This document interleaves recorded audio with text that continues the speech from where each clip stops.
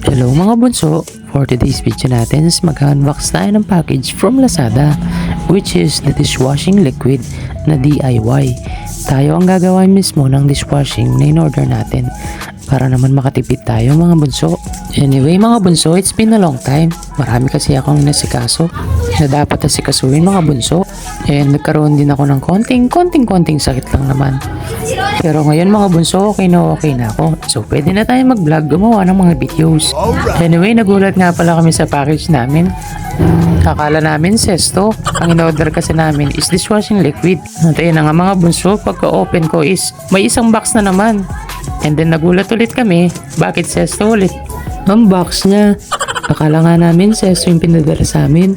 Nag-aalinlangan pa nga ako sa laman mga bunso kasi akala ko sesto talaga yung laman. Ito yun na nga mga bunso, malapit ko nang mabuksan ang aking order sa Lazada. Yan na, malapit na. And then pagkakita ko nga sa item sa loob, legit, dishwashing liquid nga siya. At hindi na ako nagpatumpik-tumpik pa, in-open ko na agad. At yan na nga mga bunso, in-open ko na ang aking package. Dahan-dahan nga ako, baka mabutas ko pa And dyan mga bunso, chinek ko muna yung laman kung kumpleto yung laman ng dishwashing liquid kit na nabili ko.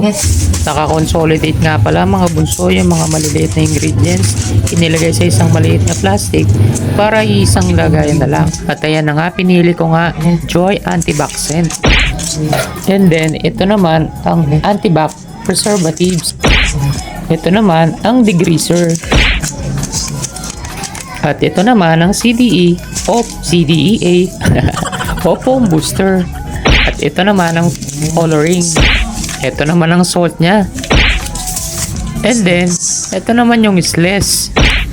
And then, may kasama nga rin pala siyang manual mga bunso. Ayan ang susundan natin sa paggawa ng dishwashing liquid. Ayan na nga pala lahat ng mga ingredients. See you on my next vlog sa aking paggawa ng dishwashing liquid. Thank you for watching.